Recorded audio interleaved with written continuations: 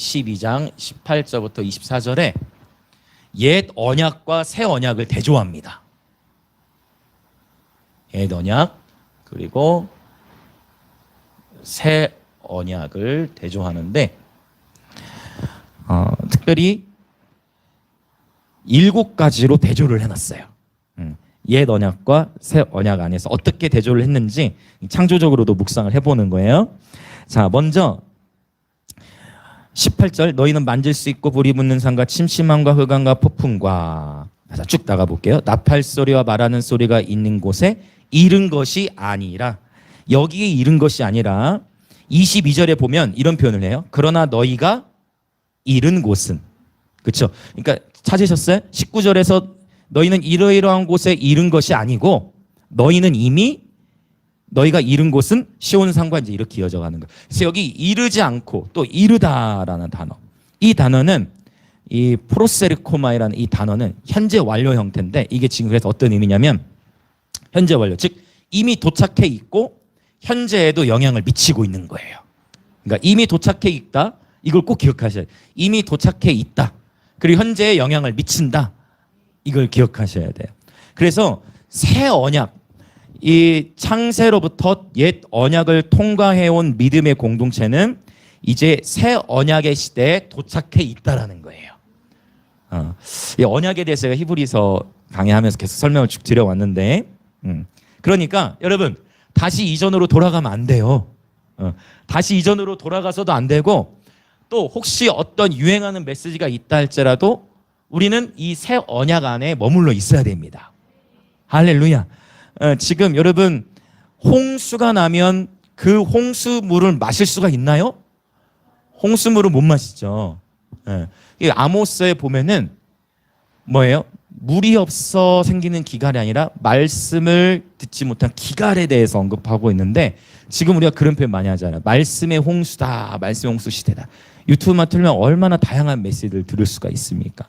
그렇죠. 그래서 바르게 정말 하나님 말씀 앞에 이제는 여러분 스스로가 여러분 이제 뭐 여러분 보지 마세요. 보세요. 하라고 할 수도 없어요. 그렇게 한다고 되는 게 아니야. 그러니까 목사도 마찬가지. 저도 마찬가지. 설교자로서 여러분 다양하게 들으세요. 여러분이 자유예요. 그러나 여러분 스스로가 어떠한 메시지가 이것이 지금 성경적인가 마치 사도행전 17장에 베레아 사람들이 얘기하는 것처럼 이 말씀이 정말 그러한가?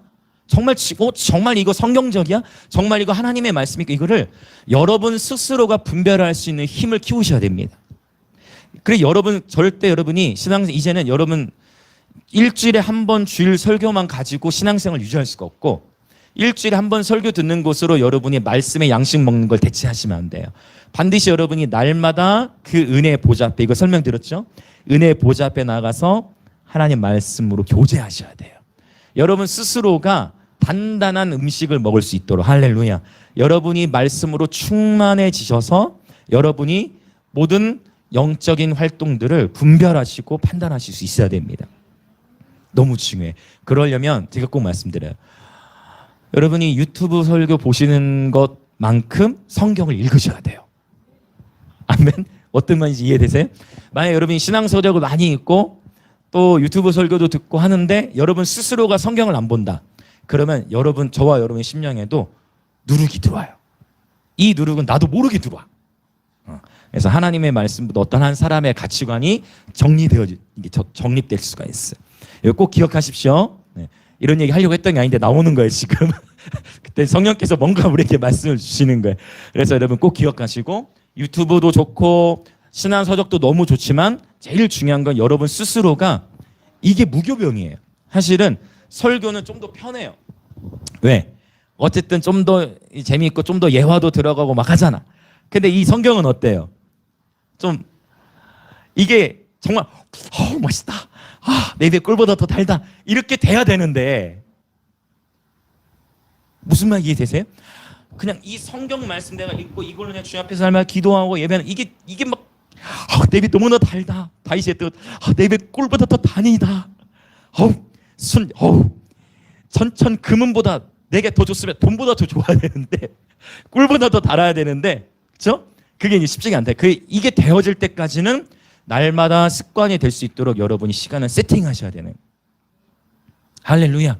그렇게 됐을 때 여러분이 다양한 신앙서적 또 유튜브도 참고하시면 굉장히 유익해지죠. 굉장히 풍성해지겠죠. 어떤 의미인지 이해되시죠? 그래서 꼭 여러분 기억하세요. 이 단단한 무교병이라 할지라도 이 말씀 자체를 먹는 데 시간을 투자하시고 머물다 보면 어느 순간 이 성경 말씀으로 내가 주님과 1대1 교제하는 시간이 이 세상에서 가장 행복한 시간이 돼버립니다. 할렐루야. 그 시간이 입혀질 때까지 혼자 부흥회를 하실 수 있어야 돼. 여러분 여름 시즌 되면은 이제 우리도 이제 캠프 막 사역도 가고 하지만 왜 캠프 예배 때만 뜨거워야 됩니까? 왜 수련회 가서만 주여 외쳐야 되고 왜 수련회 가서만 청년들이 뜨거워져야 됩니까? 반가운 얼굴이 또 와 있네. 왜 그래야만 됩니까? 여러분 오늘 또 우리는 주님 앞에서 춤을 추며 예배합니다. 오늘 또 주님의 임재를 즐거워하는 것입니다. 오늘 또 부르짖으며 주님과 교제하는 것입니다. 네. 매일의 삶에서 여러분 매일의 삶에서 여러분의 가정이 곧 가정에 여러분 하늘이 열려지시길 예수님으로 축복합니다. 그래서 여러분이 여러분 가정에서 잠을 잘 때도 꿈에서도 주님을 만나시길 축복합니다. 할렐루야. 네. 네, 얼마나 좋아요. 여러분 개인 부흥회 날마다 열어지시길 축복합니다. 아멘 아멘. 네. 할렐루야. 거기에 행복이 있습니다. 자, 좀 삼천포로 많이 빠졌지만 다시 돌아오면 주님이 나누게 하신 거라고 믿고 옛 언약과 새 언약의 대조를 7가지로 하고 있다고 말씀을 드렸어요. 이 새 언약이라는 것이 이미 구약 성경에도 선포가 됐습니다. 예레미야, 에스겔 등등에 보면 그렇죠. 우리 다 찾아봤었어요. 새 언약에 대해서 이미 구약의 선지자들을 통해서 하나님 말씀하셨는데 그때는 앞으로 이런 일이 있을 거라고 한 거예요. 근데 그 시대가 이미 우리에게 어떻게 됐어요? 히브리서 12장에 표현하면 이미 그 시대가 우리에게 이르렀다라는 거예요. 아멘. 이미 예수 그리스도를 통하여 이 새 언약의 시대가 우리에게 열려졌기 때문에 이제 오늘 이 옛 언약과 새 언약의 대조가 오늘 본문에서 오늘 본문이 어떻게 이끌어가냐면 7가지로 대조를 한다 했죠. 이 새 언약에 나타나는 7가지의 특징들을 저와 여러분이 누릴 수 있게 되었기 때문에 오늘 정리한 내용들을 가지고 여러분 이걸 날마다 정말 누리셨으면 좋겠어요. 이 새 언약의 축복을 날마다 누리는 저와 여러분 되기를 원합니다. 자, 그럼 이제 봅시다. 첫 번째는요. 어떻게 대조를 하냐면 자, 너희는 만질 수 있고라고 했어요. 만질 수 있는 산이라고 했어요. 만질 수 있는 산.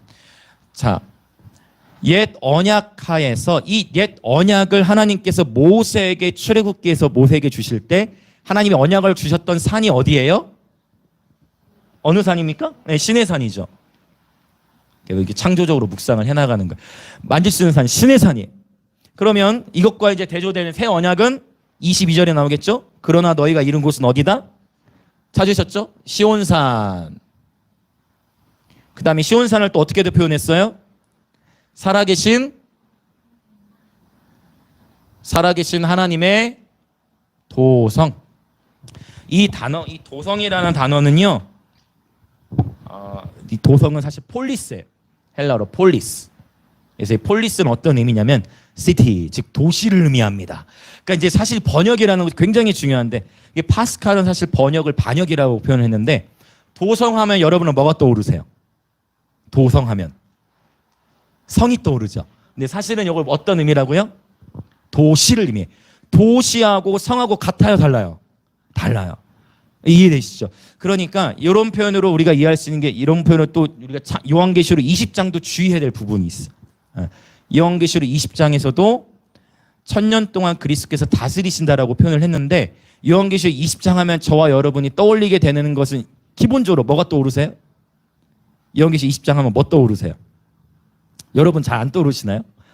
보통 뭐가 떠오르냐면은 철로역정 이런 거 많이 본 분들은 성이 떠올라. 어떤 성이? 성이 어떻게 생겼어요? 황금으로 이루어진 그 성이 또 어떻게 돼요?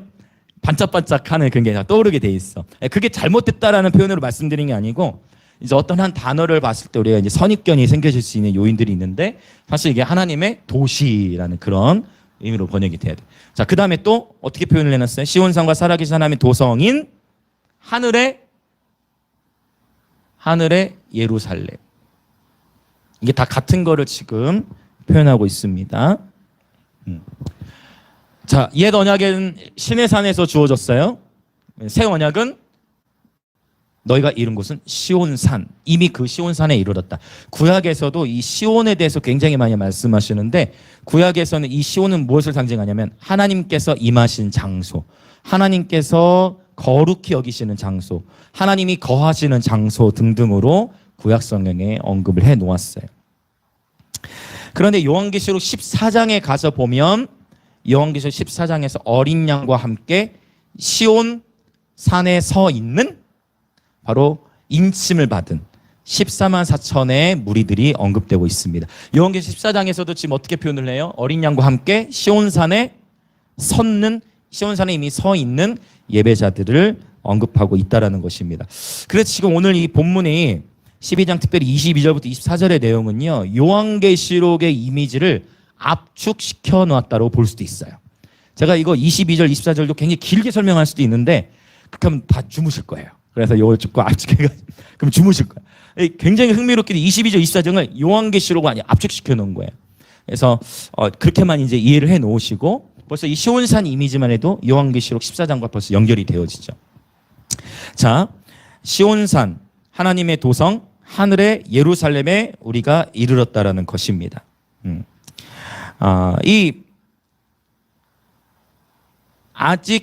이미 이르렀지만 아직 완성된 것은 아니죠. 왜요? 아직 예수님께서 재림하시지 않았기 때문에. 그래서 이 이미와 아직 사이라는 어떤 긴장 관계가 있다는 것도 말씀을 드렸었죠. 자, 이 구약에서는요, 자 보세요, 시내산에는 아무나 올라가지 못했어요. 맞습니까? 아무나 올라가지 못하고 오히려 많은 백성들이 어떻게 했어요? 무서워했어요. 누구를 무서워했어요? 하나님을 무서워했어요. 그래서 하나님께 가까이 가지를 못하고 모세를 의존했어요. 지도자를 의지했어요. 지도자만을 의지했어요. 그러다 보니까 지도자에 대해서 더 시험도 많이 든 것 같아. 맞나요? 생각해 보는 거예요. 그래서 여러분, 옛 언약하에서는 한 사람의 슈퍼스타, 한 사람의 지도자를 향한 의존도가 커요. 사사시대도 그랬죠. 특별한 어떤 하나님의 영에 감동된 지도자가 일어나야 돼. 그 사람이 일어나서 백성들을 다 통솔하면 나라가 다 평강을 얻어. 어떤 특별한 한 사람을 의존하는 경향이 옛 언약 안에 나타나요. 근데 새 언약, 여러분 누리셔야 돼요. 저와 여러분이 이전에는 하나님과 직접 교제할 수가 없었는데 이제는 내가 직접 하나님과 친밀하게 교제할 수 있다. 그 여호와의 산에 오를 수 있게 되었다라는 것입니다. 시편 24편 예언자로 선포하는 거예요. 여호와의 산에 오를 자 누구인가? 할렐루야. 그 거룩한 곳에 설 자 누구인가? 하나님과 친밀히 교제할 수 있는 길이 이미 예수 그리스도를 통해 열려진 것입니다. 놀라운 축복이죠. 여러분 꼭 기억하세요. 한 사람의 지도자만을 의지하는 것이 아니라 바로 저와 여러분이 직접 주님과 교제하도록 길이 열려진 것입니다. 자, 두 번째 대조하고 있는 것. 자, 18절에서 나오는 두 번째는 만질 수 있고 다음에 나오는 게 뭐예요? 불이 붙는 산. 불이 붙는 산. 그 다음에 22절에서 하늘의 예루살렘과 다음에 천만 천사가 나왔어. 이렇게 대조를 볼 수 있는 것은 불과 천사는 연결되어 있어요. 이것도 역시 불과 천사가 연결되어져 있는 것을 요한계시록에서 볼 수가 있어요. 요한계시록에 보면 천사, 다양한 천사들이 나. 힘센 천사도 있고 물을 다스리는 천사도 있고 또 뭐를 다스리는 천사도 있어요? 불을 다스리는 천사도 있어. 그리고 또 요한계시록 보면 천사들이 바로 거룩한 제단 앞에서 불을 담아다가 땅에 쏟습니다. 그렇죠? 불과 천사의 이미지도 사실은 이 유대인들에게는 굉장히 쉬운 이미지인데 우리에게는 불과 천사가 어떻게 연결되나 이것이 이해되는 데는 좀 시간이 걸릴 수 있어요. 그러나 어떤 의미인지 이해되시죠? 네, 그러니까 어떻게 대조되고 있는지. 이 불이 붙는 산에도 구약시대 무서워서 올라가요? 못 가요? 못 간다는 거예요. 무서워한다는 거예요. 사람들이. 여호와의 불. 여러분 여호와의 불을 사모하십니까? 할렐루야. 오늘 지금 불 얘기했죠. 12장 29절 다음 주에 나올 거야. 우리 하나님은 소멸하는 불이시라. 할렐루야. 여호와의 불을 사모하십니까? 여러분 새 언약 안에 살고 계시네요. 여러분 옛 언약 안에서는요 불을 무서워해요. 실제 이 어둠의 영들도 여호와의 불이 임하면 떠나갑니다. 할렐루야. 불. 여호와의 불이 붙는 산. 자, 불과 천사가 연결된다고 말씀을 드렸는데 오늘날 우리가 이런 표현이에요. 우리가 이룬 곳은 시온산입니다. 또 우리가 이룬 곳은 두 번째 천만 천사들에게도 이르렀습니다라고 원문으로 보면 그렇게 이해할 수 있다는 거예요. 그럼 이 의미가 뭐냐? 여러분 실제로 우리 히브리서 1장에서 살펴봤어요. 1장 14절 모든 천사들은 섬기는 영으로서 구원받을 상속자들을 섬기라고 보내심이 아니냐. 그래서 여러분 지금 우리 주위에 바로 여러분 옆에 우리 옆에 지금 이 자리에도 우리 눈에 육신의 눈에 보이지 않지만 누가 있어요?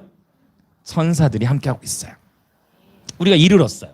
천사들이 우리가 함께하고 있습니다. 욥기서에 보면은요 특별히 다양한 요한계시록에 다양한 천사가 나오는데 욥기서에서는 쉽게 얘기하면 소천사가 나와요. 욥기서에서 발견하셨어요? 욥기서에 보면 바로 어떤 사람들을 옆에서 보호하고 꿈도 해석해주고 옆에 지켜주는 천사들이 나와. 시편에도 나오죠. 주를 경외하는 자들. 여호와의 천사가 주를 경외하는 자를 둘러 진치는도다. 할렐루야. 그래서 천사에 대한 이야기. 자, 이런 거 다른 데서는 하지 마시고 여기서만 합시다. 자, 옆에 우리 천사야 안녕 한번 해보세요. 다른 데서 하면 큰일 납니다. 오해받을 수 있습니다. 이렇게도 천사. 그렇죠. 그렇게도 천사시죠. 부부끼리. 여러분 정말이에요. 그래서 실제로 정말 위급한 때 저는 그걸 경험했어요. 제가 벌써 좀 오래됐는데 여러 차례 경험했는데 한 번은 운전하며 가고 있는데 이미 늦어서 사고 충돌할 상황이야. 그런데 그때 정말 그 천사가 이 차를 이렇게 잡아 당기는 것을 경험했습니다. 이게 주관적이어가지고 목사님 못 봤잖아요 이렇게 하시면 제가 할 말은 없지만 분명히 그때 천사가 저를 보호했음을 믿습니다. 근데 이 천사는 하나님의 명령대로 움직여요. 이것도 이제 이해하는 게 천사는 하나님의 명령을 따라 우리를 보호합니다. 하나님의 명령하심을 따라 우리를 수종들어요. 그러면 천사들이 우리 이 주변에 있다라는 얘기는 사실 야곱이 꿈을 꿨을 때 천사들의 방문이 있었지만 그때 그 사다리로 오르락 내리락하는 이 천사가 내리락 오르락 했다라고 표현하지 않고 어떻게 표현을 해요? 오르락 내리락이에요. 오르락 내리락이라는 얘기는 천사가 어디 있는 거예요? 그 표현에 의하면 이해되시죠? 여기 있는데 오르락 내리락인 거예요. 그래서 천사들은 굉장히 많은 활동들을 합니다. 이 천사에 대한 주제도 굉장히 흥미로운 주제인데 천사에도 다양한 계급들이 있어요. 그래서 스랍, 그룹 또 그 외에 에베소 6장에서도 보면 4개의 계급으로 영적 계열, 어둠의 영역들도 4개의 계급으로 나누는데 천사들에게도 여러 다양한 계급들이 있어요. 그래서 외경들 막 이런 데 참고해 보면 더 다양한 7 천사장의 막 이야기 이런 것들도 나와요. 그래서 실제로 여러분 근데 우리가 또 눈여겨볼 수 있는 건 뭐냐면 사실 사탄도 뭐였어요? 사탄도 원래 천사였어요. 그러면 천사도 타락할 수가 있구나. 맞죠? 천사가 원래 뭐 하는 자였습니까? 원래 루시엘이었어요. 원래 루시엘, 가브리엘, 미갈 이런 것처럼 루시엘인데 타락하면서 퍽 한 대 맞은 거예요. 누구한테 맞았어요? 하나님한테 맞았죠. 루시퍼. 하나님한테 대적했다가 하나님의 그 전능성을 잃어버리고 근데 루시퍼만 타락한 것이 아니라 그를 따르는 약 3분의 1의 무리들이 있었다라고 했어요. 그들이 소위 말하는 오늘날 말하는 바로 귀신들입니다. 여러분 귀신이 있습니까 없습니까? 있죠. 있어요. 귀신 있죠. 그러나 우리 주 하나님의 능력이 심히 크신 줄 믿습니다. 귀신이나 루시퍼는 하나님이 한 대 퍽 때려가지고 추락한 거예요. 그러니까 능력을 감히 비교할 수가 없습니다. 할렐루야. 그러니까 여러분 자꾸 귀신의 이름을 높일 필요가 없어요. 왜? 예수의 이름을 높이면 어둠의 영들이 떠나갑니다. 예수의 이름을 높일 때 귀신들이 결박을 받아요. 아멘 아멘. 그분의 왕대심이 선포하는 곳에 어둠의 영들이 떠나가게 되는 것입니다. 아멘 아멘. 천사에 대한 얘기 이 정도만 하고 빨리 넘어가야 되기 때문에 자 천사들이 실제로 우리와 함께 보호하고 있다라는 거. 그래서 하나님 앞에 보고합니다.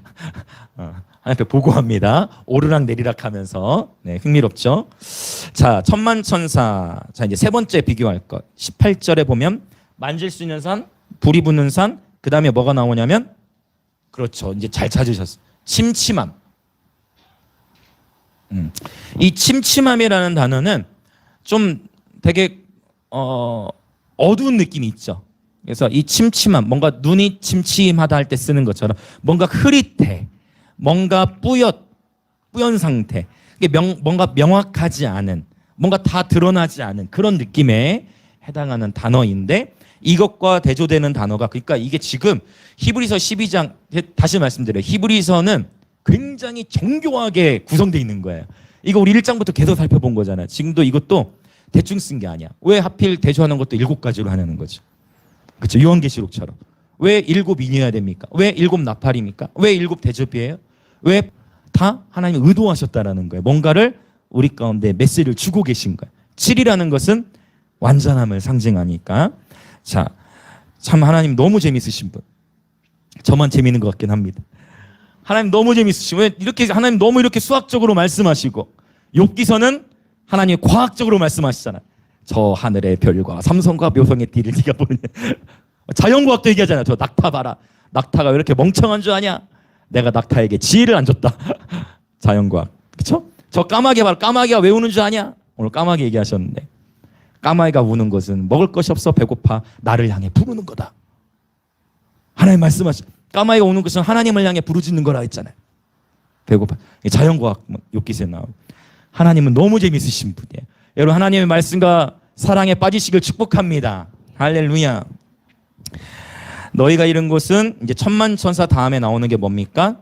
하늘에 기록된, 자, 하늘에 기록된 장자들의 모임과 이 교회가 같이 묶여져야 돼요. 자, 먼저 우리가 이 장자들에 대한 부분도 보자면요. 지난주에 에서에 대해 언급했죠. 지난주에 봤던 우리 14절부터 17절 본문 안에서 쓴뿌리에 대한 본문이 나왔고, 그러면서 우리 막 회개하는 시간도 가졌는데, 에서와 같이 망령된 자가 없도록 살피라. 자, 망령됨이 뭐라고 했죠? 망령됨. 지난주에 우리 나눴던 거. 망령됨이 무엇입니까? 망령된 자란. 맞아요. 기억하시네. 망령된 자. 잠언 21장 24절에 나온다 했어요. 망령된 자란 무례하고 교만한 자를 의미한다. 즉, 에서는 장자권, 하나님이 세우신 질서를 무례히 여긴 거예요. 하나님이 세우신 질서를 소중히 여기지 않은 거예요. 에서가 장자였죠. 근데 그 장자권을 누구에게 팔아요? 그렇죠. 야곱에게 팔아버린 거예요. 그래서 이 장자에 대해서 우리가 이해할 것은, 근데 여기는 장자 한 명으로 언급된 게 아니라 장자들이라고 표현을 한 것으로 봤을 때, 장자권, 에서에게 있었던 장자권의 축복이 누구에게 갔어요? 야곱에게 갔죠. 그것처럼, 자, 장자라는 것은 바로 오늘날 믿음 생활을 하는 저와 여러분을 의미한다라고 볼 수도 있습니다. 적어도 에서가 장자권을 야곱에 팔았던 그 문맥 안에서 이해를 하자면, 가장 먼저 된 장자는 고린도서 15장 말씀처럼 예수 그리스도께서 잠자는 자들 가운데서 첫 열매가 되셨죠. 예수님이 가장 장자 하나만 언급됐을 때는 예수님으로 볼 수가 있지만 여기는 복수 형태로 쓰였어요. 그 예수님이 첫 번째 장자이시고, 사실 장자라는 것은 큰아들을 의미하잖아요. 맞이를 의미하는데, 그럼에도 불구하고 우리 또한 하늘에 기록된 장자들로 이해할 수 있다는 것입니다. 왜냐하면 따지고 보면 야곱이 장자입니까? 야곱은 장자가 아니잖아요. 그런데 믿음으로 말미암아 야곱이 장자의 축복을 받게 된 것입니다. 어떤 의미인지 이해되시죠? 네, 그렇게 이해를 하시면 문제가 없을 것 같아요. 근데 하늘에 기록되었다 했어요. 이것도 역시 요한계시에 나오는 표현들이라는 거예요. 요한계시 보면은 생명책에 그의 이름이 기록된 자들. 근데 또 사대교회에게는 심각한 말씀하시죠. 너희가 제대로 신앙생활 하지 않으면 생명책에서 이름을, 이건 굉장히 무서운 말씀인데, 이런 사상이 히브리서에도 나타나죠. 히브리서 6장에서 봤어요. 한 번 하늘의 빛을 받고 신령한 은사들을 받고 다 경험했는데, 그럼에도 불구하고 돌이켜서 타락한 자들은 다시 돌이켜 회개하게 할 수 없다. 아주 엄히한 말씀을 하나님 말씀. 구원론이 뭐가 맞냐 아니냐가 아니라 성경이 무엇을 말씀하시냐, 이게 중요한 거죠. 예. 그래서 생명책에서 이름이 흐려질 수도 있다. 라는 것. 하늘에 저와 여러분 이름은 기록되어졌고요. 이 장자들의 모임이라는 단어를 이제 한번 또 볼 필요가 있어요. 이 모임이라는 단어는 굉장히 재미있는 단어예요.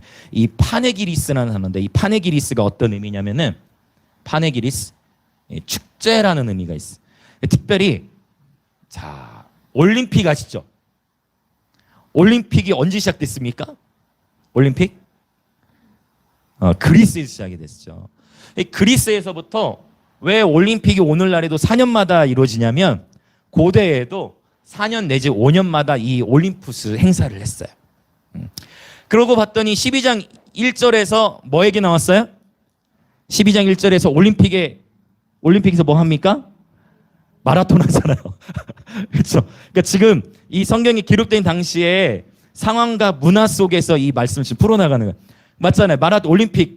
올림픽에 꽃을 할 수 있는 마라톤이 있듯이, 여기서 말하는 장자들의 모임, 이 축제, 이 올림픽 때 쓰이는 그러한 단어들을 의미했다는 거예요. 그리고 실제로 고대 이 그리스 올림픽에서 우승한 사람들, 선의의 경쟁을 펼쳐서 이긴 자들에게는 무엇을 씌워줬어요? 면류관을 씌워줬습니다. 그때 그 면류관은 월계관이라고 이제 불렀죠. 감람 잎으로 엮어가지고 씌워준 그런 면류관들. 그래서 바울이라든지 1세기 때 이 그리스의 문화를 알았던 사람들은 면류관 이야기를 많이 하는 거예요. 생명의 면류관, 의의 면류관, 우리로 예비되었다. 거기서 말하는 그 면류관들, 다 이 올림픽에서 사용됐던 1세기 당시에 이 월계관을 상상할 수 있도록 하면서 기록되어진 것입니다. 자, 축제, 기록된 장자들의 축제와 교회. 그래서 이 축제가 교회와 연결되는 거예요. 교회는 날마다 예수 그리스도 안에서 축제하는 곳입니다. 교회는 축제하는 곳이. 교회는 예수 그리스도의 왕되심을 축하하고 기뻐하고 즐거워하는 곳입니다. 할렐루야. 그리고 주님은 이 교회들로 하여금 경주케 하시는 거예요. 올림픽에 참전하도록 하시는 거예요. 목사님, 저는 그렇게 올림픽을 즐길 만한 여유가 없습니다. 제 삶은 지금 너무 처절한 고통과 씨름 가운데 있습니다. 여러분, 그 씨름, 그 경주조차도 하나님의 큰 관점 안에서 하나님은 이미 저와 여러분 이 축제 안에 거하게 하시는 거예요. 우리는 지금 힘들지. 우리는 지금 힘들어요. 우리는 지금 고난 가운데 있어. 그러나 그 인내로서 경주하는 그 인생의 모든 고난과 아픔과 환난의 그 일들도 하나님은 결국 그것을 축제처럼 보신다라는 거예요. 나중에 예수님이 재림하시면 우리가 이 땅에서 고난 가운데서 심었던 예배, 고난 가운데서 하나님 앞에 믿음으로 반응했던 것들을 하나님이 함께 축하해 주실 것입니다. 그날을 사모하십니까? 저와 여러분이 고난 가운데서 인내한 것을 가지고 우리 주님께서 함께 축하해 주시고, 잘했다, 착하고 충성된 종아, 할렐루야, 네가 작은 것에 충성하였으니 주인의 즐거움에 참여할지어다. 할렐루야. 교회는 축제하는 곳입니다. 그런데 주님 뭐라고 말씀하시냐면, 미래로만 보지 않고 이미 너희가 이를 얻다라는 거예요. 그래서 오늘 또 우리는 이 예배 안에서 축제하고 있는 것입니다. 할렐루야. 오늘 또 우리는 그리스도 안에서 축제를 하고 있는 것입니다. 아멘. 바로 이미 이르렀다라는 표현을 통해 볼 수 있는 것입니다. 하나님의 큰 축제에 우리는 참여하고 있습니다. 자, 네 번째 대조하고 있는 것, 18절 침침함 다음에 나오는 게 흑암. 짙은 어둠을 말하죠. 출애굽기 본문에 보면은 하나님께서 흑암 중에 말씀하셨다라는 표현이 막 자주 나옵니다. 흑암과 대조돼서 나오는 표현, 23절 만민의 심판자이신 하나님. 만민의 심판자이신 하나님이 나옵니다. 여러분, 새 언약에 살아가는 자들은, 새 언약 안에서 살아가는 자들은 심판을 두려워하지 않습니다. 왜요? 자, 법정 용어를 설명해 드렸어요. 판사와 검사와 변호사가 있다. 판사는 누굽니까?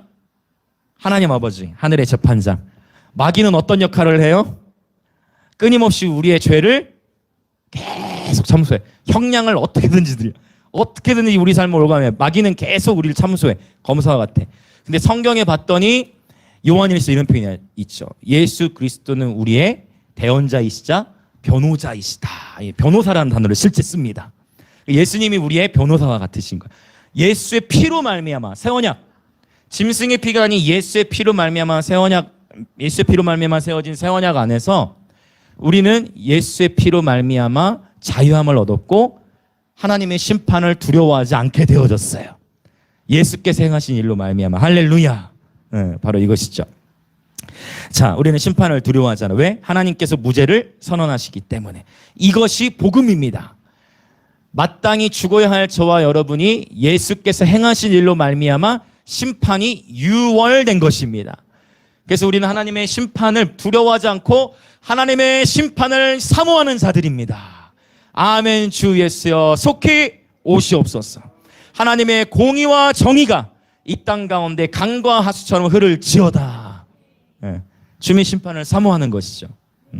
근데 죄가 들어오면 심판이 무서워져요. 그렇죠? 죄가 들어오면 심판이 무서워져. 그래서 모든 무거운 것과 얼매기 쉬운 죄를 벗어버리고 1세기 때 이 그리스에서 이 로마 사람들이 경주할 때 옷을 어떻게 입었다고요? 배너 이런 거 보셨죠? 팬티 하나만 두르고 흰색 팬티 하나 무르고 나머지는 다 벗고. 왜? 가볍게 뛰어야 되니. 그래서 그 표현이에요.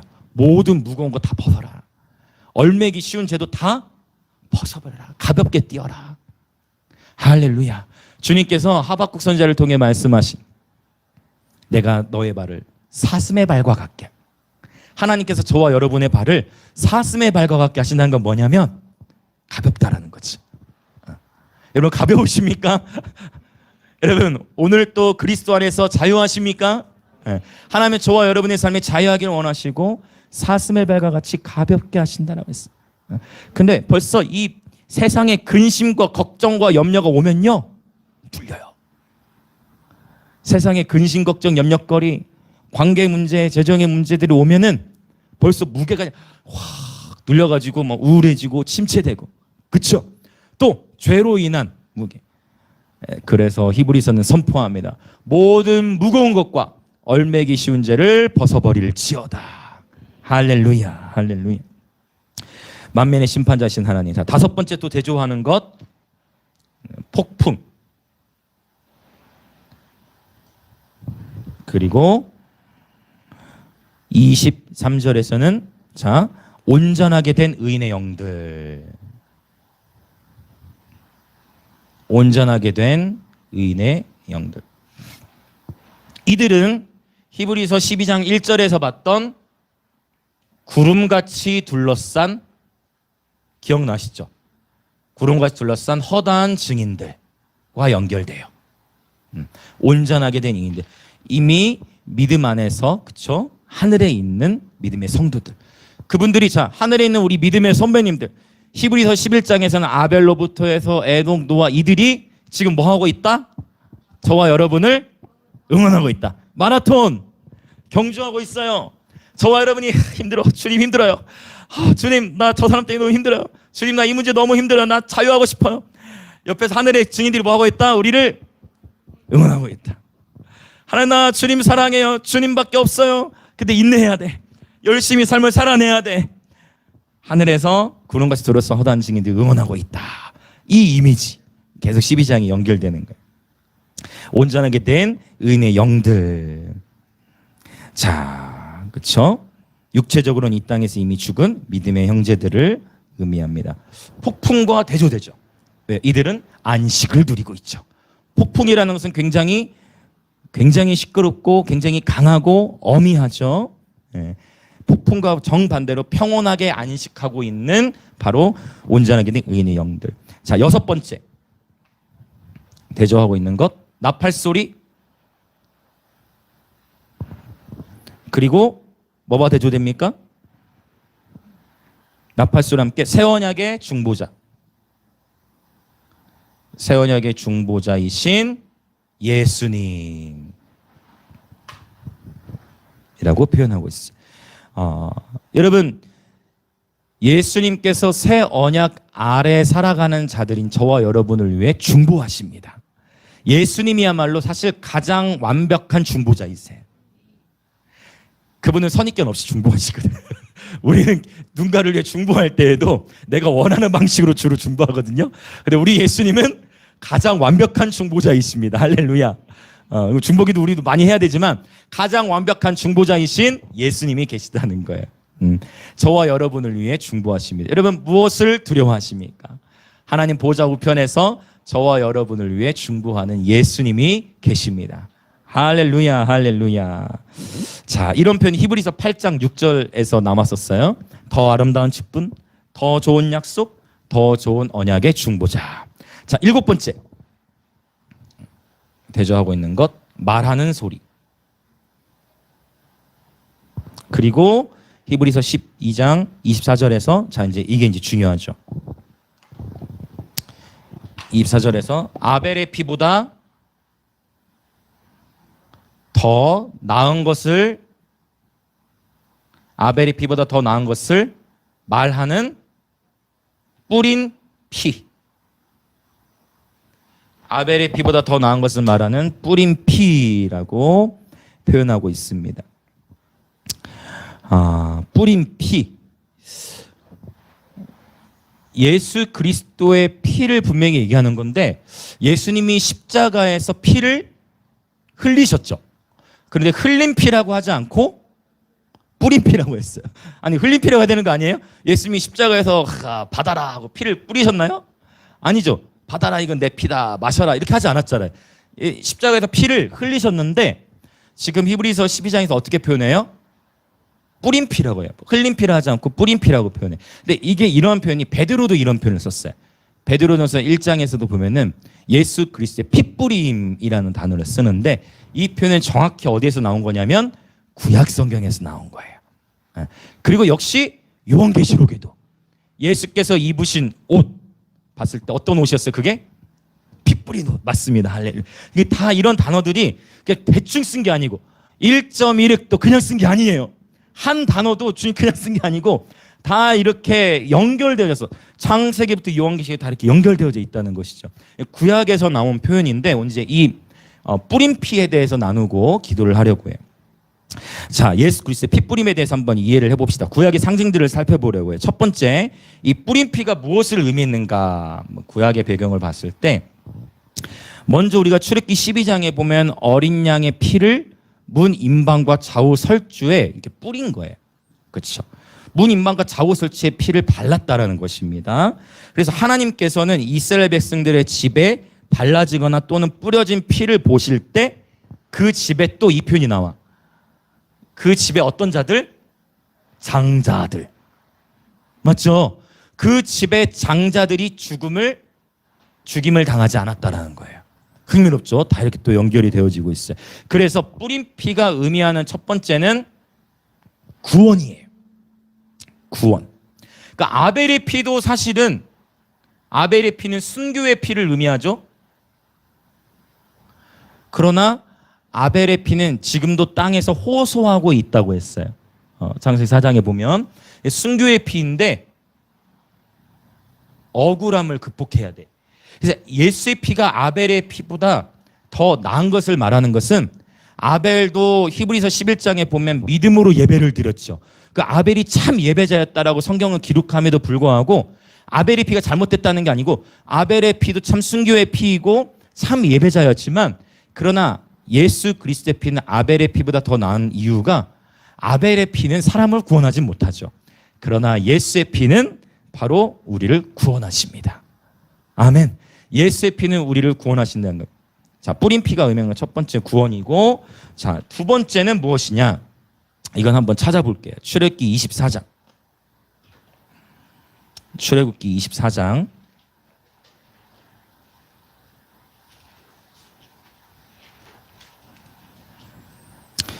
자, 분명히 어느 누구도 이 산에 오르기를 백성들은 굉장히 힘들어했는데, 그럼에도 불구하고 구약시대 안에서 하나님과 친교를 나눴던, 아주 하나님과 친밀한 사귐을 일시적으로 누렸던 그런 인물들이 나온단 말이죠. 자, 출애굽기 24장에도 보면은요, 여기서도 피 뿌림의 일들이 나와요. 24장 쭉 보면, 자, 모세가 이 피를, 자, 6절, 제가 생략 시간 관계상 24장 1절부터 11절까지 쭉 보시면 좋습니다. 6절에 보면 모세가 피를 가지고 여러 양푼에 담고 반은 어디에 뿌려요? 제단에 뿌립니다. 또 피 뿌림이죠. 그 다음에 또 누구에게도 뿌려요? 제단에 뿌린 다음에 누구에게 뿌리냐면, 맞습니다, 백성에게 피를 뿌리는 거예요. 그래서 사람들에게도 피를 뿌린 거예요. 여기 이렇게 나왔다 해가지고 여러분이 짐승 잡아서 사람한테 피 뿌리면 안 됩니다. 그래서 이제 우리는 상징으로 이제 이해를 해야 되겠죠. 피 뿌림, 제단에도 뿌리고 그 다음에 백성들에게도 이 피를 뿌렸다라는 거예요. 그러면서 어떤 얘기를 하냐면 기가 막혀요. 8절 읽어봅시다. 시작. 모세가 그 피를 가지고 백성에게 뿌리며 이르되 이는 여호와께서 이 모든 말씀에 대하여 너희와 세우신 언약의 피니라. 할렐루야. 세상에 이미 이때부터 언약의 피라는 것을, 출애굽기 24장 BC 1500년대 이미 언약의 피에 대해서 하나님이 예언적으로 말씀하신 거예요. 이 언약의 피라는 것이 궁극적으로는 누구의 피를 가리키는 거예요? 예수 그리스도의 피를 가리키는 거잖아요. 이렇게 하나님의 말씀이 경이롭습니다. 할렐루야. 그래서 이 말씀 가지고 여러분 날마다 부흥회를 하셔야 돼요, 여러분 스스로. 아멘, 아멘. 두 번째, 바로 이 하나님의 이 뿌림, 예수 그리스도의 뿌린 피가, 이제 보세요, 이 언약의 피라고 표현하면서 10절부터 아주 놀라운 일이 구약시대에 일어나는 거예요.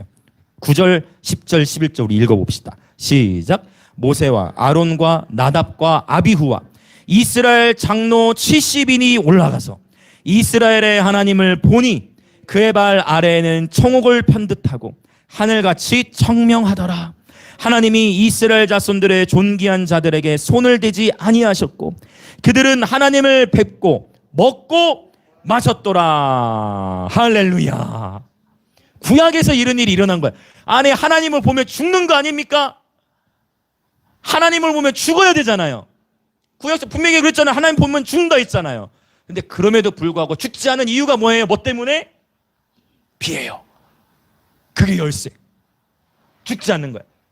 이 예수 그리스도의 뿌린 피로 말미암아 하나님과의 교제가 가능해진 거야. 이거를 출애굽기 24장에서 일시적으로 보여주는 거야. 예수의 피로 말미암아 우리가 하나님과 친밀하게 교제할 수 있게 되어진 거예요. 누구든지, 그쵸? 이 7가지 다 우리가 다 이룬 곳이라고 했어요, 이미.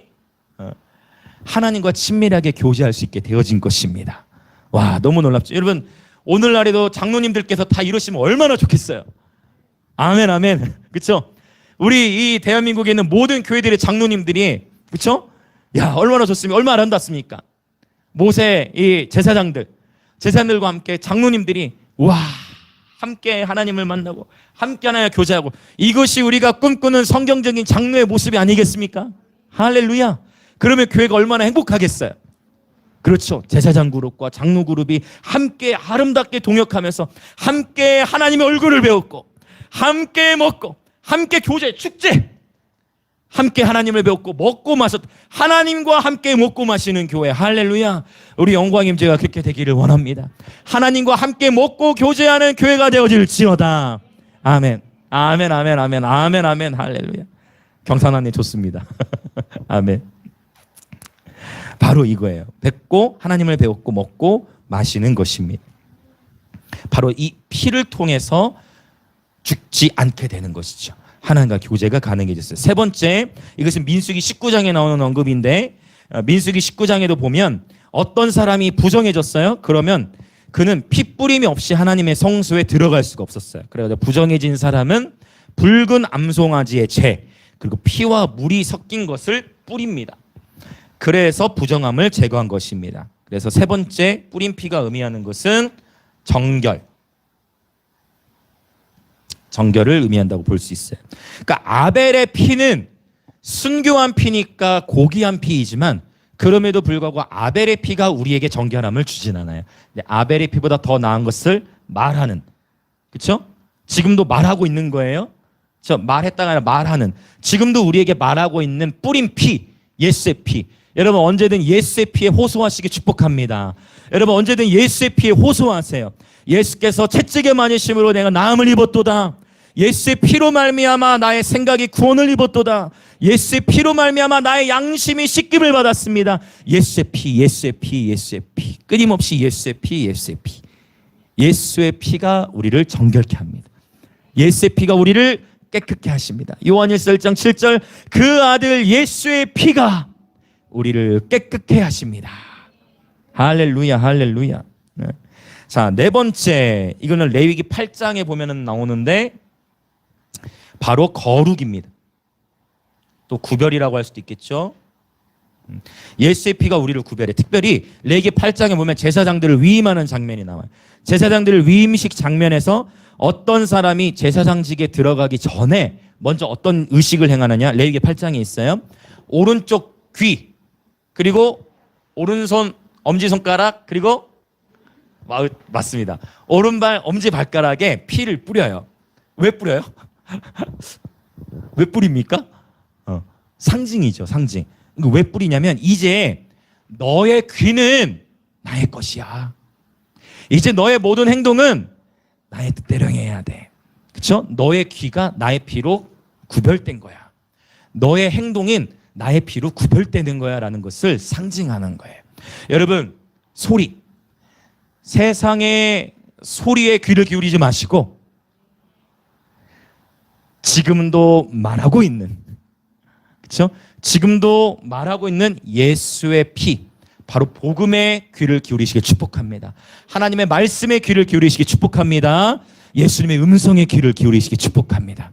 세상의 소리에 자꾸 귀를 기울일수록 여러분 믿음은 들음에서 나. 신계, 부정적인 믿음도 듣기 때문에 부정적으로 자라나는 거예요. 근데 여러분 봤을 때 부정적인 생각이 더 영향이 커요? 아니면 긍정적인 소리가 더 영향이 커요?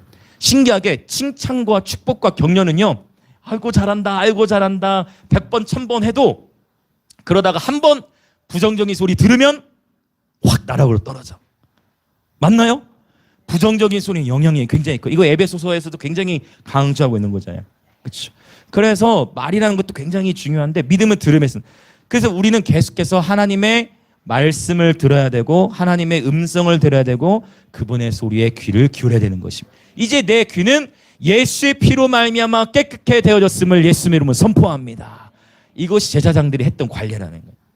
나의 삶의 행동도 내가 그동안 하나님 기쁘신 뜻대로 행하지 못했다면 그러나 이제 예수의 피로 말미암아 나의 행실을 씻으시는 주님 감사드립니다.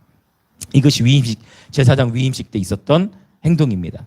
이건 우리와 관련이 있죠. 왜? 베드로전서 2장에 보면 하나님께서 저와 여러분을 왕 같은 제사장으로 부르셨죠. 저희도 정결케 돼야죠. 아멘. 우리의 귀를 주님께 드리시겠습니까? 우리의 손과 발을 주님께 드리시겠습니까? 할렐루야, 할렐루야. 그래서 레위기엔 또 이런 표현 나와요. 종들이 나는 이제 내 주인께 속했습니다 라고 자원하는 자들은 뭐를 했냐면 귀를 뚫었어요. 나는 주님의 것입니다. 나는 주님의 것입니다 하고. 우리 어머니도 있으시나요?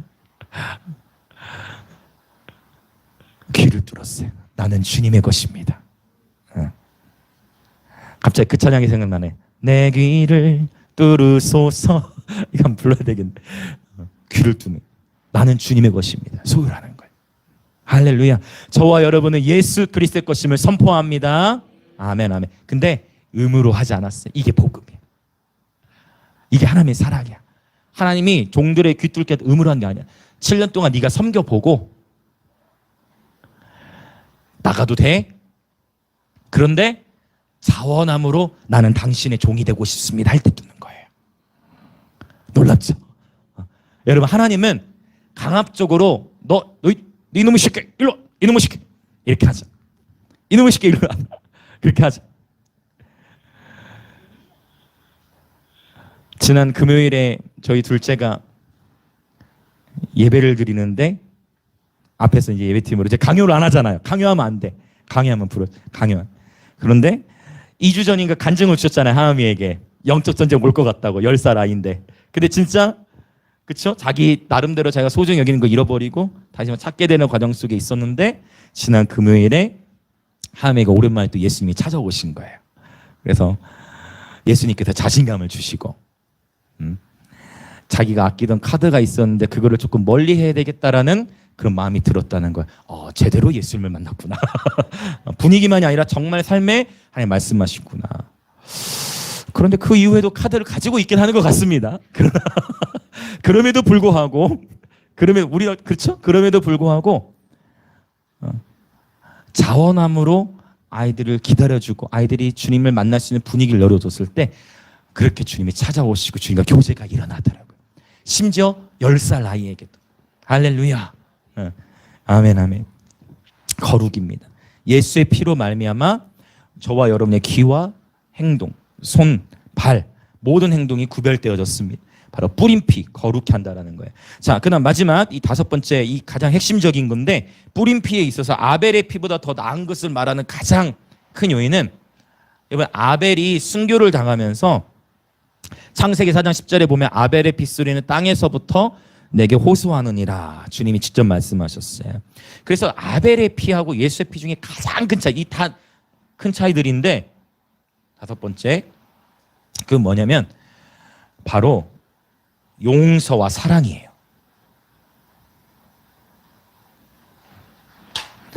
아벨의 피, 예수의 피에 여기서 가장 극명하게 갈립니다. 그렇죠. 예수님께서는 자기 자신이 직접 십자가에서 죽으시면서 자기 자신에게 조롱하고 함부로 대하고 모욕을 주고, 그렇죠, 멸시천대한 하나님의 백성인데, 그럼에도 불구하고 내 앞에 있는 기쁨을 위하여, 바로 나의 사랑하는 신부들이 회복될 것에 대한 기쁨과 감격, 그 기대를 가지고 십자가의 길을 가셨어요. 아벨의 피는 억울함이 남아 있습니다. 그렇죠. 그러나 예수 그리스도의 피는 바로 용서와 사랑의 피입니다. 아멘. 묵묵히 십자가의 길을 가셨죠. 바로 그 앞에 있는 기쁨을 위하여. 자, 이것이 바로 오늘 이브리서 12장 18절부터 24절 정리한 내용입니다. 옛 언약과 새 언약, 저와 여러분은 이미 새 언약에 이르렀습니다. 절대 과거로 돌아가지 마시길 예수님을 축복합니다. 옛 언약 안으로, 즉 여기서는요, 하나님과 직접 교제하지 않아요. 그냥 설교만을 의지해. 그냥 나는 한 리더, 그 리더만을 의지하고 따라가. 그게 아니라 하나님은 저와 여러분이 직접, 우리가 함께, 공동체가 함께, 너무 아름답죠. 오늘 제가 이렇게 설교하면서 느낀 건데, 출애굽기 24장에 이 제사장들과 장로님들이 함께 이렇게 하나님과 교제하는 게 너무 아름답지 않습니까? 이 출애굽기 24장의 본문으로 우리가 한국교회를 중보할 때 이 말씀대로 하나님이 됐으면 좋겠다 기도하고자 하는 마음이 정말 오늘 새롭게 들었어요. 얼마나 아름답습니까? 제사장들과 장로님들이 함께. 그렇다고 제가 뭐 장로님들에게 뭐 이전에 특별한 상처가 있었던 거 전혀 아닙니다. 네, 그런 거 전혀 아니에요. 그러나 어쨌든 이러한 제사장과 장로님들이 함께 하나님 앞에서 먹고 마시며 교제하는 이 아름다운 교제, 이미 저와 여러분에게 이 축제의 장이 열렸다라는 것입니다. 히브리서에서 이미 10장에서 봤어요. 예수님께서 바로 새롭고 산 길이 되셨습니다. 이것은 완전히 새로운 길이에요. 아니, 고향에서 감히 하나님 앞에 나가지를 못해. 일시적으로 그냥 피 뿌려놓고 잠깐 교제하는 것이 다였잖아요. 그러나 이제는 누구든지, 할렐루야, 누구든지 이 예수 그리스도와 친밀한 교제를 할 수 있게 되어졌다는 것입니다. 아멘. 할렐루야. 이 시간 우리 함께 기도하겠습니다.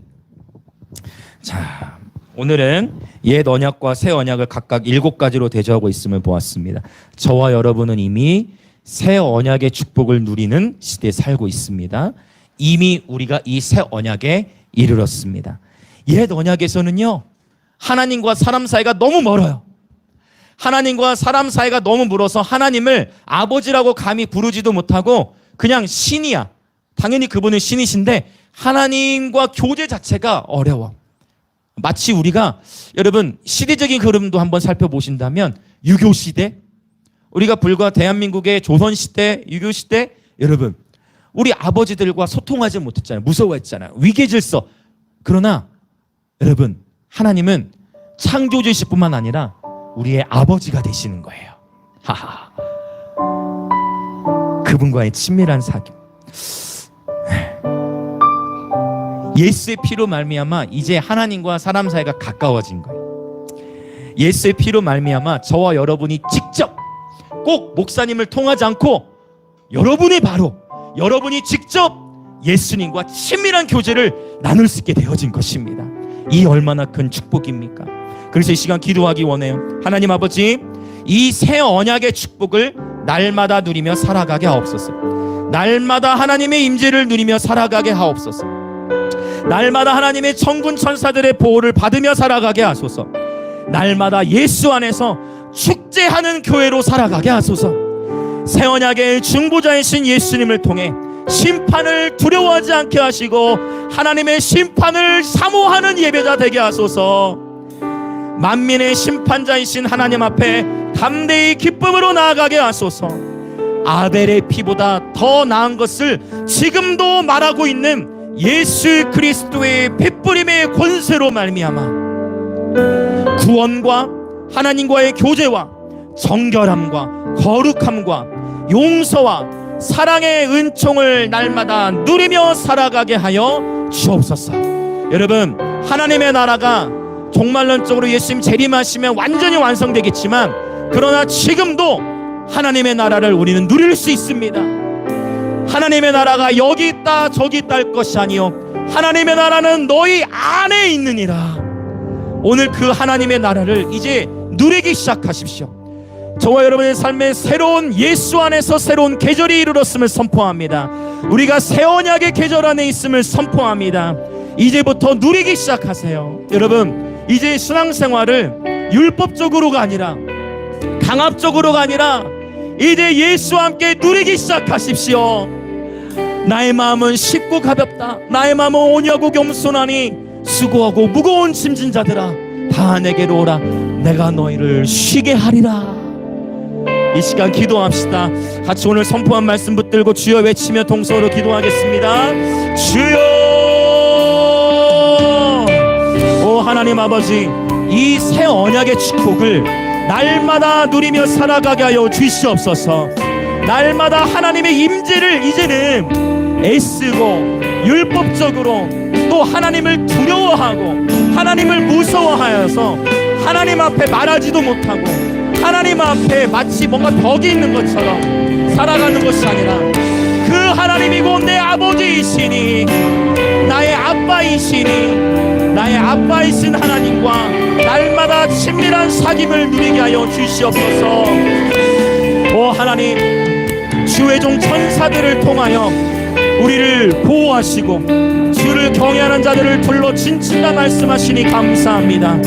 주님의 천군 천사들을 통하여 천사들이 오르락내리락 하며 하나님의 일들을 보고할 뿐만 아니라 이 땅에서 우리가 행한 일들을 하나님 천사들이 하나님 앞에로 나아가 보고하고, 우리가 이 땅에서 인내하고 이 땅에서 믿음의 선한 싸움을 싸우는 모습을 보고 천사들도 감동하여 하나님께 보고하듯이, 오 하나님 아버지, 오늘도 우리가 혼자가 아니고 주님의 영적 존재들 천사들을 통하여 우리를 보호하고 계시는 주님, 또한 예수 안에서 날마다 축제하는 교회로서 살아가게 하여 주시옵소서.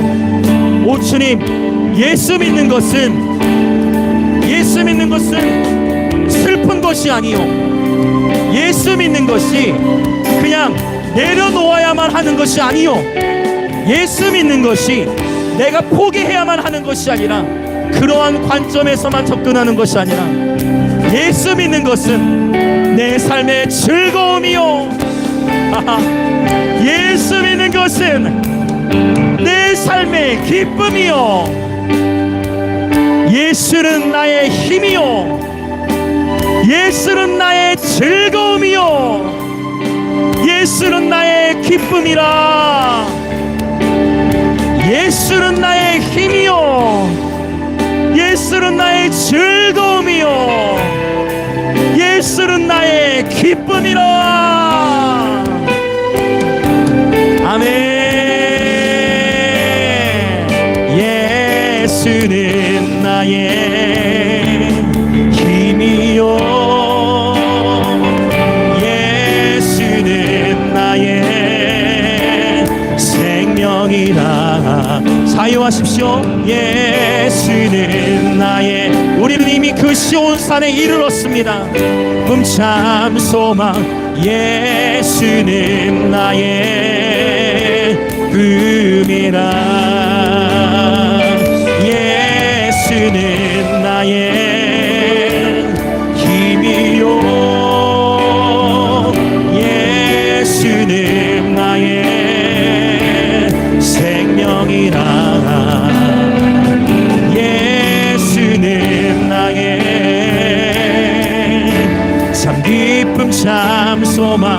예수는 나의 꿈이라. 오 주님, 예수를 따르는 것이, 자기를 부인하는 것이, 아버지 이것이 우리에게 어려운 것이 아니라 예수를 사랑하기에, 예수를 따라가는 그 여정 자체가 즐거운 것이기에, 때로는 우리가 경주하는 입장에서는 힘들고 고통이 크고 마음에 갈등이 있고, 이제 그만 포기하고 싶고, 이제 그만 멈추고 싶고, 이제는 그만 끝내고 싶을지라도, 그러나 선을 행하되 낙심하지 말지니 때가 이르면 거두리라. 그래야 주님, 하늘의 허다한 무리들, 구름같이 둘러싼 증인들이 우리를 응원하고 있습니다. 아벨이 우리를 응원하고 있습니다. 에녹이 우리를 응원하고 있습니다. 노아가 우리를 응원하고 있어요. 아브라함이 우리를 응원하고 있어요. 구약의 믿음의 선진들이 우리를 함께 응원하고 있습니다. 여러분 주 안에서 힘을 내십시오. 경주자들이여 인내로써 경주할지어다. 경주자들이여 포기하지 말지어다. 경주자들이여 포기하지 말지어다. 경주자들이여 인내로써 경주할지어다. 아멘.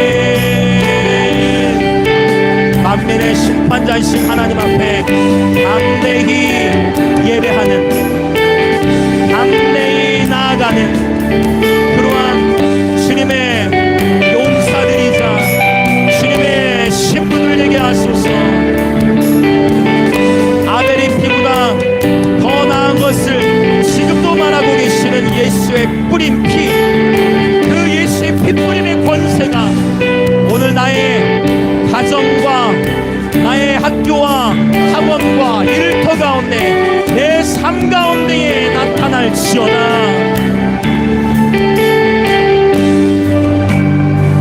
우리 한 번 더 동성으로 기도하길 원하는데, 이 인내라는 휘포모네라는 단어는 또 역시 흥미롭게도 요한계시록에 정확하게 7번 언급됩니다.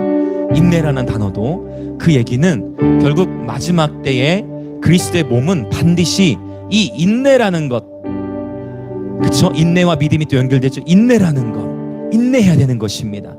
인내하는 것이 곧 이기는 것입니다. 요한계시록 7교회 이기는 자, 이기는 자, 이기는 자, 그 이기는 자가 오버컴이에요. 즉 극복하는 것입니다. 바벨론의 세력, 짐승의 위협들이 있지만 예배하면서, 또한 예배 장면도 요한계시록에 7번 나타난다 했어요. 인내하는 가운데에 예배함으로 주의 몸된 교회들은 승리하는 것입니다. 이 시간 다 같이 통성으로 기도할 때, 하나님 이 시간 예수의 피에 호소합니다. 여러분 담대하게 선포하셨으면 좋겠어요. 예수의 피를 나의 머리에부터 발끝까지 뿌리고 바르고 덮습니다. 예수의 피를 나의 생각 가운데 뿌려주옵소서. 예수의 피를 나의 마음 가운데 뿌려주옵소서. 예수의 피를 나의 양심 가운데 뿌려주옵소서. 예수의 피로 우리 가정을 덮어주옵소서. 예수의 피로 나의 학교, 내가 속한 학원, 나의 일터 가운데 핏뿌림의 권세가 나타날지어다. 이 시간 예수의 피에 호소하시며 기도하십시다. 주여. 아멘 아멘 아멘 할렐루야.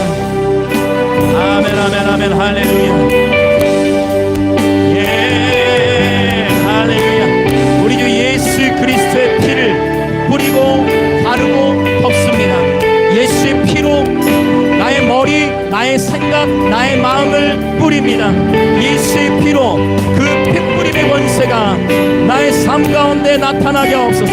예수의 피, 예수의 피, 예수의 피, 우리를 정결케 하는 예수의 피, 우리를 깨끗케 하는 예수의 피.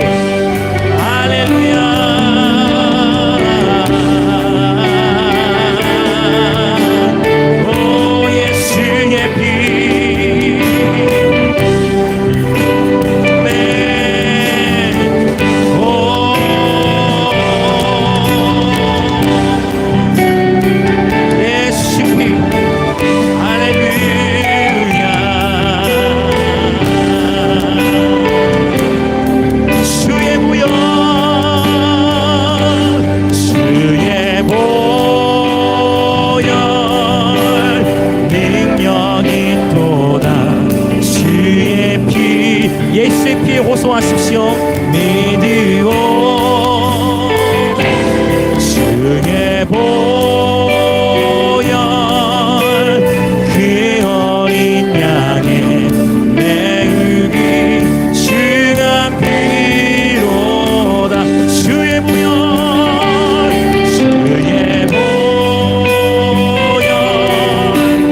능력 있도다. 주의 피 믿으오. 이제 계속 기도하십시오. 이미 새 언약이 저와 여러분에게 주어졌습니다. 여러분 상상하십시오. 우리들의 가정 안에서 우리가 우리들의 자녀들과 함께 하나님 앞에서 먹고 마시는 우리 하나님과 친밀한 교제를 나누는 그러한 예배, 우리 공동체가 함께 주의 임재 안에서 할렐루야 주의 임재 안에서 주님과의 교제 제사장들과 장로들이 연합하여 하나님 앞에서 먹고 마셨더라. 이것이 부흥입니다. 이것이 부흥입니다. 이것이 부흥입니다. 아멘 아멘. 단순히 사람이 많이 모이는 것이 중요한 것이 아니라 하늘이 열리는 것, 하나님과의 교제가 열리는 것, 이것이 부흥입니다. 하나님과의 교제가 열리는 것, 하늘이 열리는 것, 이것이 부흥입니다. 할렐루야.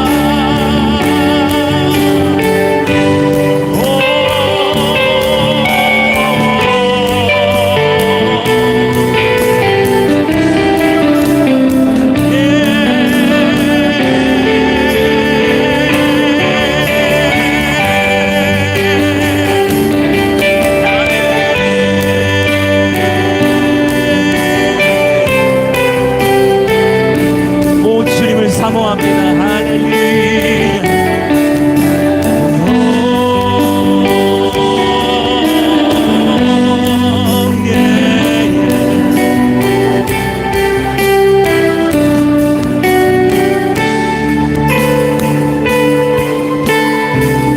아멘 아멘 아멘 아멘.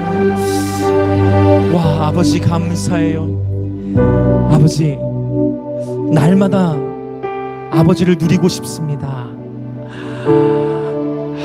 옛 언약의 삶으로 돌아가는 것을 거부합니다.